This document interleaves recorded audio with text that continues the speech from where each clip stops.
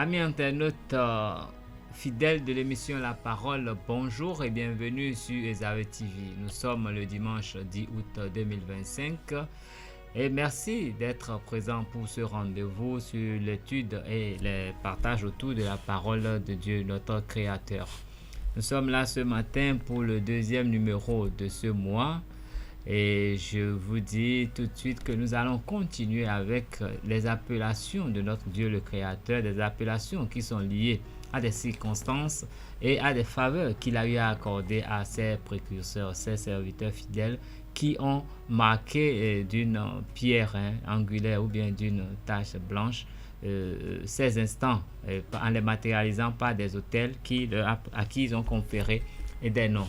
Et nous allons continuer l'exercice aujourd'hui avec le pasteur Alfred Kenom qui est déjà là sur ce plateau. Bonjour pasteur. Bonjour monsieur le journaliste. Et soyez les bienvenus une fois encore dans nos studios. Merci. Et merci de répondre toujours présent à nos invitations. Ok, aujourd'hui nous allons étudier une autre appellation de notre Dieu, des appellations circonstanciées. Et je vais dire, aujourd'hui nous allons voir Jéhovah Yahweh. Et Jéhovah Yahweh, pasteur, qu'est-ce que nous pouvons entendre par cela? Jéhovah Yahweh, c'est l'éternel de l'existence. Le je suis qui était, qui est et qui sera toujours. Quand nous parlons de Dieu, je ne sais pas, cette seule entité qui peut voir dans le passé, le présent et le futur à la fois et au même moment, c'est notre Dieu, c'est l'éternel, le Jéhovah Yahweh, c'est ce que cela signifie. Il voit dans le passé, continue de voir dans le présent et voit dans le futur. Donc, c'est ce nom-là qui est Jéhovah Yahweh, l'éternel de l'existence, le je suis qui est, qui sera pour toujours. Eh bien, comme nous l'avions étudié la semaine passée, nous avions parlé de Jéhovah Nissi et nous avons évoqué quelques circonstances dans lesquelles cette appellation a été utilisée par les tout premiers serviteurs de notre Dieu. Jéhovah Yahweh, est-ce qu'on peut lier cette appellation à des circonstances précises citées dans la Bible? Quand Dieu donnait des instructions à Moïse pour l'envoyer chez Pharaon, il dit, quand tu seras là-bas, d'accord, le nom par lequel il va reconnaître que c'est moi qui t'ai envoyé, c'est ça qui est ce nom-là. Le Dieu de l'existence, l'origine originelle, le Jéhovah Yahweh, le Dieu, le je suis, d'accord, pour dire que c'est lui seul qui a la première existence d'abord, avant que toutes les autres existences ne dérivent de lui. C'est sorti de la bouche de l'Éternel lui-même pour lui faire voir que c'est sous ce nom-là qu'il va partir là-bas. Oui, ben, on peut lire rapidement un petit passage biblique qu'on dit, je lis dans Exode 3 au verset 6. Ici, je lis, il ajouta, je suis le Dieu de ton père, le Dieu d'Abraham, le Dieu d'Isaac et le Dieu de Jacob. Moïse se cacha le visage car il craignait de regarder Dieu. Pourquoi craindre de regarder son Créateur? Vous savez, le Dieu est tellement pur qu'il ne peut pas voir le péché. Et quiconque veut se présenter dans la présence de Dieu, s'il est un pécheur, il y a un fossé, il ne peut pas voir. La preuve, même avec une personne humaine comme Moïse, quand il est descendu de la montagne, il y avait un éclat terrible, d'accord? Les gens ne pouvaient pas le voir. Oui. Donc, ils ne pouvaient même pas le regarder. On ne pouvait pas le regarder. Pourquoi? À cause c'est comme le soleil en plein midi. Vous ne pouvez pas fixer vos regards sur ces choses. C'est impossible. Vous ne pouvez pas faire cet exercice-là. C'est pas faisable. C'est pourquoi même Moïse, en présence de Dieu, a eu ce comportement-là. C'est tout à fait normal. Oui, ben, donc Dieu, il est fidèle. D'ailleurs, on le dit, Jéhovah Yahweh, c'est le Dieu de la fidélité.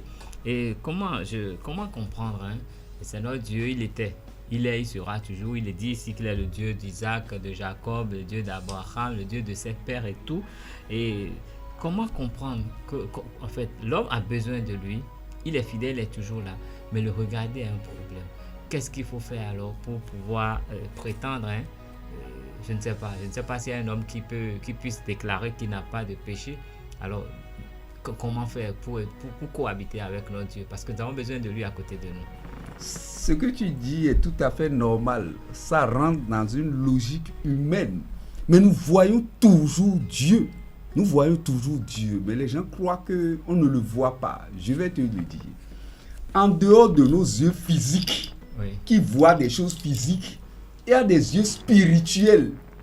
Et on le voit dans le spirituel, on communie avec lui dans le spirituel avant de revenir comme des hommes normaux pas sur terre. C'est comme ça. Donc ces yeux-là, c'est à deux niveaux, sur deux registres donnés.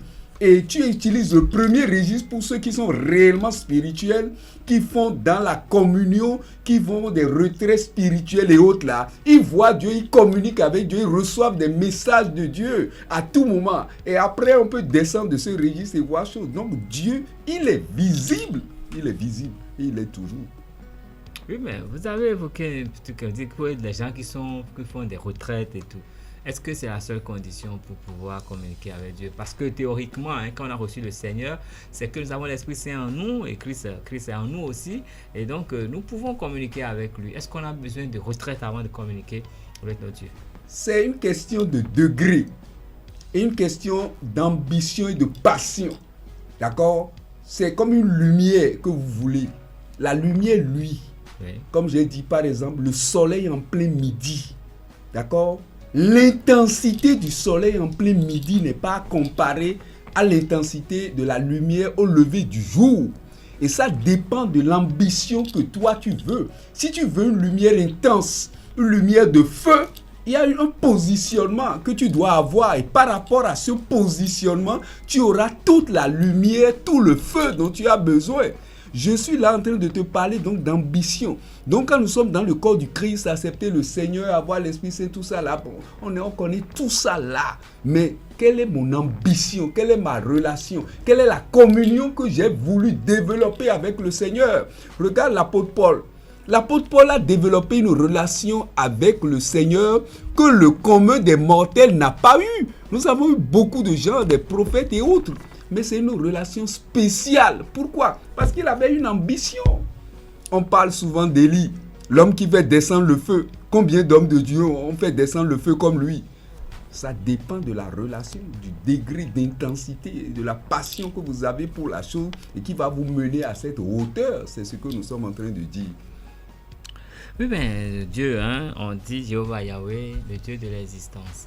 Dieu de l'existence, on parle de quelle existence? L'existence humaine ou bien l'existence de la terre? Nous parlons de quoi précisément? Il est le Dieu de l'existence, l'origine originelle, d'accord? L'élément à partir duquel tous les autres éléments dans le monde présent ou dans le monde futur dépendent. Les éléments de la terre comme les éléments des cieux dépendent de cet élément-là. Donc c'est lui qui a d'abord eu l'existence. Il n'est pas créé. Il ne s'est pas créé, d'accord? Il a créé toutes choses, mais il ne s'est pas créé lui-même. Il existait, donc c'est le début de toutes choses. C'est à partir de cette référence-là qu'on peut parler de tout ce qui existe. Oui, mais nous restons toujours dans les autres 3. Tout à l'heure, nous avions lu le verset 6. Le verset 12 m'interpelle. On dit, Dieu dit, parce que tout à l'heure, c'était également Dieu dit. Dieu dit, je serai avec toi et ceci sera pour toi le signe que c'est moi qui t'envoie quand tu auras fait sortir d'Égypte le peuple. Vous servirez Dieu sur cette montagne. Et pourquoi cette exigence? Dieu est souverain. Nous n'avons pas à lui dicter des ordres. Au contraire, c'est nous qui recevons des ordres de lui. D'accord? Donc, il a exprimé sa volonté. Il a eu un porte-parole qui est venu avec un message. Donc, il doit rendre le message tel que cela se doit. C'est une relation hiérarchique. Relation hiérarchique entre le supérieur et le subalterne. Le créateur et la créature. Et la créature, oui. Dieu de l'existence. Ça veut dire que sans Dieu, le créateur, la créature n'existe pas. N'existe pas. Donc sans lui, la créature ne saurait continuer d'exister. Et la créature a besoin de sa présence. Et maintenant, vous êtes en train de m'expliquer qu'il faut des conditions pour pouvoir vraiment communiquer avec cette créature. Et est-ce qu'il se peut que la communication soit coupée à un moment donné, même si on est enfant de Dieu? Oui, ça dépend. Vous pouvez couper la communication, d'accord? Et cette communication, il y a des conditions pour couper la communication. Si vous tombez dans le péché, vous êtes par chose là, vous vous enlisez dans le péché, c'est que d'office, de façon artificielle, vous coupez cette communication. Mais si vous vous cultivez toujours pour que la croissance, la communication devienne beaucoup plus intense, vous allez toujours faire, vous irez toujours de l'avant. D'accord? Ça dépend de choses là, c'est comme un entretien que l'on fait. Si vous êtes inspiré, vous serez toujours en train de parler et votre interlocuteur sera en train de vous répondre. Et là, ça va allumer le feu, sera toujours en train de brûler, c'est comme ça. Quand vous activez le feu, c'est que le feu va toujours continuer de brûler. Mais quand vous cessez d'y mettre du bois, le feu va s'éteindre. Ben, si je fais référence à vos propos, ça veut dire que la persévérance, hein, sinon l'insistance dans le péché, est comme rompre cette communication avec Dieu. Est-ce que c'est la seule condition pour couper cette communication? Ça dépend à quel rythme vous voulez aller avec Dieu. Nous avons montré que le péché peut couper la communication avec Dieu. Oui. Dieu vous a donné un ordre. Vous allez exécuter cet ordre, d'accord? Oui. Et après avoir suivi ces ordres dans les détails, vous pouvez l'interroger maintenant pour dire, Seigneur, j'ai déjà accompli ce que tu m'as demandé. Je me fais comprendre. Oui. Et s'il a autre chose à te dire pour avancer, pour aller à un niveau supérieur, il va te communiquer cela. Mais tant que tu n'as pas exécuté ce que tu as reçu de lui et te conformer à la lettre, ça ne peut pas marcher. Comme la construction du tabernacle, par exemple. D'accord? Oui. Il a désigné quelqu'un à qui il a donné des dons. Et que c'est celui-là qui doit exécuter le tabernacle. C'est ce qu'il a dit à Moïse. Oui. Et quand les instructions étaient données avec tout ce qui est mesure, tout et tout, après avoir exécuté, quand tu prends Noé aussi, par exemple, avec son arche, d'accord, Oui. il a reçu un ordre. Il faut qu'il exécute l'ordre complètement. Sinon, qu'est-ce qu'il a aller chaque fois pour faire des choses alors qu'on t'a confié du travail, tu n'as pas fait le travail et tu veux voir chaque fois le patron. Pourquoi? C'est exactement la même chose. Hein? D'accord? Oui. Finis ce que tu as reçu et dis, voilà, je l'ai exécuté. Est-ce qu'il y a des erreurs? Est-ce qu'il y a des tâches? Il faut reprendre des trucs par là. Et le patron maintenant va voir pour dire non, à tel niveau ça ne va pas, il faut faire ceci. Et puis, ou bien tu vas recevoir d'autres ordres et le processus va continuer. Mais de façon pratique, comment on peut comprendre ce que vous êtes en train de développer? Vous dites, vous faites la comparaison à un patron qui donne des ordres. Il faut finir l'ouvrage avant de lui rendre compte. Mais en tant que chrétien, c'est quoi l'ouvrage? À quel moment est-ce qu'on doit se dire qu'on peut aller requérir l'avis du Créateur par rapport à l'ouvrage qu'il aurait commandé?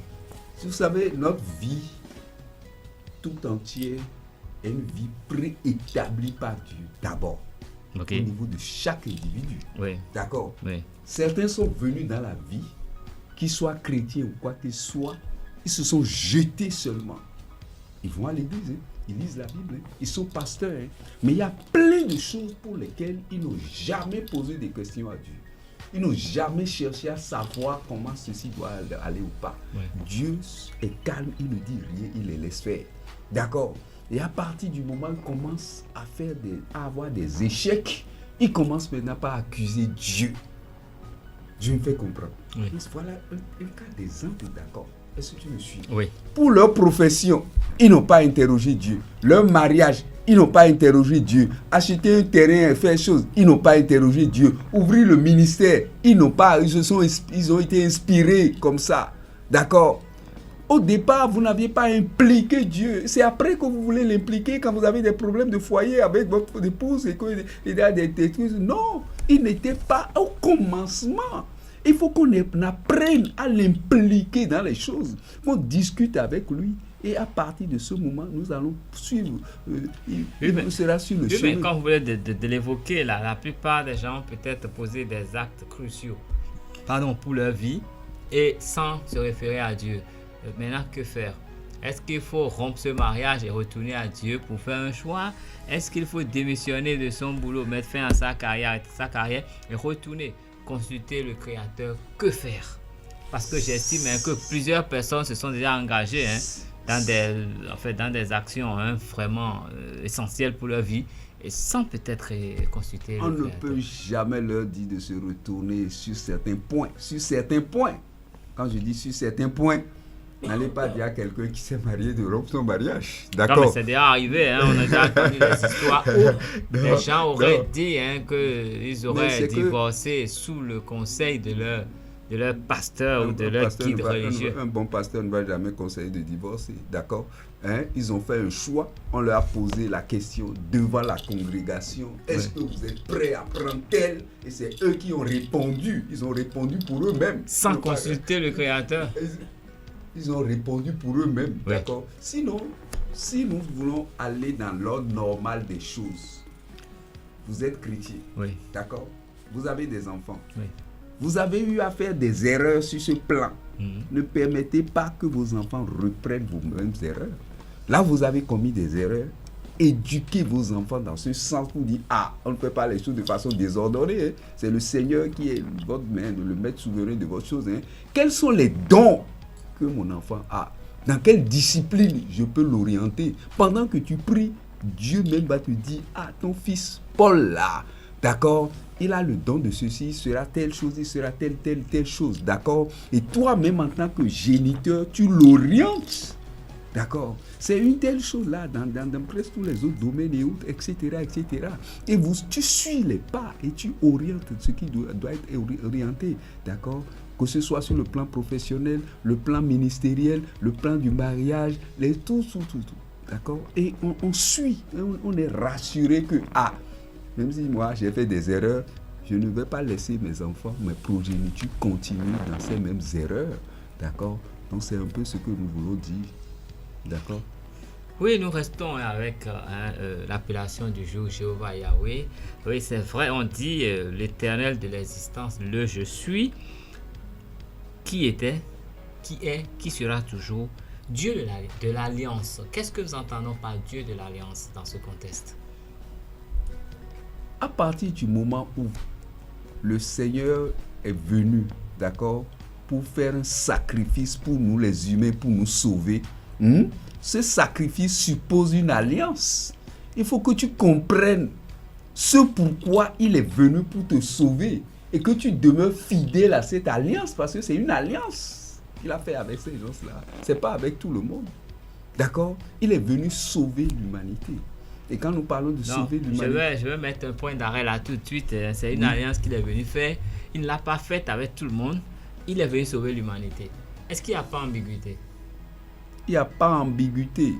En ce sens que, à partir du moment où il a fait le sacrifice, nous savons qu'il y avait un point de départ qui était le péché d'Adam et Ève. Oui, tout à et fait. Que c'était pour sauver la race humaine entière. Donc de cela que Jésus est venu faire le sacrifice. Et en faisant ce sacrifice, on a expliqué, et l'évangile a montré ce pourquoi il est venu sur la terre. Et cette nouvelle annoncée à tout le monde maintenant fera que des gens vont faire quoi? Vont adhérer. D'accord? Et en faisant ton adhésion, en s'approchant de lui, en rentrant, en acceptant, on va t'expliquer les termes de l'alliance. Et tu vas rentrer dans cette alliance toi-même.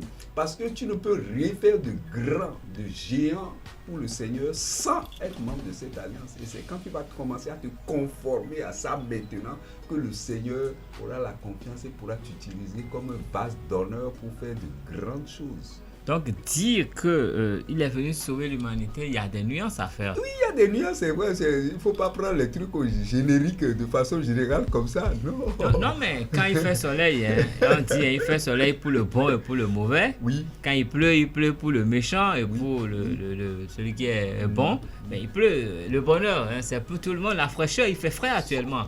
Les chrétiens n'ont pas chaud pendant que les autres ont froid. Tout le monde en souffre. C'est pour ça que je dis, ils sauvent l'humanité. Oui, on doit expliquer les choses de cette manière. Pourquoi? Parce que Adam et Ève constituent la race humaine, la tête de la race humaine. Et quand tu parles de tête de race humaine, tu parles de humanité de façon générale. Oui. D'accord? Donc, ce n'est pas Ce n'est pas une exagération quand on parle de sauver l'humanité. Puisque après le sacrifice maintenant et l'évangile qui a été propagé, chacun est libre de s'engager, d'accord, d'adhérer maintenant à cette alliance. C'est ce que ça suppose. Il faut prendre la décision. Oui, prendre la décision, oui, rentrer pour dans prétendre au reste. C'est ça ce qu'on doit comprendre. Oui. Et d'accord. Dieu de la fidélité. Nous savons que Dieu il est fidèle. Et on l'enseigne. Mais comment tester la fidélité de notre Dieu? C'est vrai que c'est un risque. Tester Dieu, c'est beaucoup de choses. Je sais que quand il s'est agi de Sodome et de Gomorrhe, la question a été posée. S'il y avait 50 qui sont bons, est-ce que tu détruirais cette ville? C'est non. 40, non. 20, non. 10, non. 5. Donc, jusqu'à ce qu'on trouve pratiquement personne pour sauver cette ville. Et puis, quand il a dit à Abraham d'aller annoncer la nouvelle, il a dit que lui, il ne sait pas parler. Donc, il a demandé un signe. Donc, ce n'est pas pour aller en affront avec notre Dieu, mais comment tester quand même cette fidélité. Est-ce que nous avons à tester la fidélité de Dieu? Parce que c'est une question... démontrer au moins, démontrer la fidélité de Dieu. C'est une question de foi, d'accord? Oui. On a foi en lui, d'accord? Oui. Et en sa justice, d'accord? Et ça s'arrête là. Seulement, nous avons foi que s'il le dit, il va le faire. Et il dit que aucune de ses paroles ne sort sans accomplir ce pourquoi elle est sortie. Ça ne peut pas lui retourner sans avoir accompli ce pourquoi c'est sorti. Oui. D'accord? Oui. Sur cette base, nous autres, en tant que créatures de Dieu, en tant de Dieu, c'est seulement de lui faire confiance. Et il est toujours fidèle, il accomplit toujours sa parole. Oui, mais bon, j'ai déjà suivi des séances de prière, des gens qui ont prié, qui ont dit, Dieu, si je veux ça, mais si tu ne me fais pas ça, bon, c'est pratiquement comme une menace dans des prières. Je peux parler par exemple pourquoi le nom m'échappe. Judas. Mm-hmm. Quand il était testé, l'Esprit est venu, il a dit, je ne te laisserai pas partir tant que. Ah, c'est Jacob, oui, dans le combat. Oui. Tant que. Mm-hmm. Et puis la suite, je ne vais pas l'énumérer. N'est-ce pas une façon de tester Dieu? Non, ça c'est pas un test. C'est pas un test. Ça illustre le combat spirituel dans la prière. Donc dans la prière, on peut dire à Dieu, tant que je n'ai pas ce résultat-là, je n'arrêterai pas de prier, par exemple. Oui, c'est justement cette persévérance qu'on nous demande. Dieu nous demande de le déranger. Il le permet. Et dans Luc 18, il a montré avec la femme, la veuve, d'accord, qui venait importuner le juge à tout moment. Oui. Dieu veut qu'on l'importune. Oui, Dieu veut qu'on l'importune. C'est différent de l'autre. Dieu veut qu'on l'importune jusqu'à obtenir ce que nous demandons. D'accord? Et donc, c'est permis d'importuner Dieu. Il est un père aimant. C'est comme notre fils peut nous déranger. Papa, je veux ceci. Il pleure, il fait tout chose. Mais tu sais ce qu'il demande là. Si ça lui sera bon, le moment venu, tu vas le lui donner. Ce n'est que ce qui ne lui sera pas bon que tu ne lui remettras pas à ce moment. Mais le moment venu, tu pourras lui remettre ça. Vous faites cette caricature pour nous dire que si nous demandons à Dieu, il ne nous donnera que si c'est bon pour nous. Ce n'est pas à la fois tout ce qu'on demande. Oui. Qui sera bon pour nous en même temps. Non, je veux comprendre. Est-ce qu'il ne donne que quand il estime que c'est bon pour nous? Non, il n'estime pas. Quand c'est bon pour nous. Suis-moi. Nous faisons plusieurs demandes à la fois. Oui. À partir du moment où il te donne ce qui te convient, ce qui t'est approprié, mais tu sauras que l'autre là, c'est bien en attente et que le moment venu, ça va venir aussi. Puisque à tout moment, il est en train de donner. À tout moment, il est en train de donner. D'accord? Mais il y a certaines choses, il dit pour le moment, pour cet âge-là, attendons 3 ans, attendons le truc là. Et puis après, ça va venir aussi. Celui qui a donné le peu donnera le plus, non? D'accord, pasteur Afrique. Donc, vous nous avez beaucoup donné ce matin en matière de compréhension de la parole. Je rappelle que ce matin, nous avons étudié cette appellation Jéhovah Yahweh, qui veut dire l'Éternel de l'existence, le je suis, qui était, qui est, qui sera toujours, le Dieu de l'alliance et le Dieu de la fidélité. Et vous nous avez démontré que Dieu, il est tout. Il a tout créé, tout lui appartient, rien sur tout. Et il donne à qui il veut selon son bon vouloir.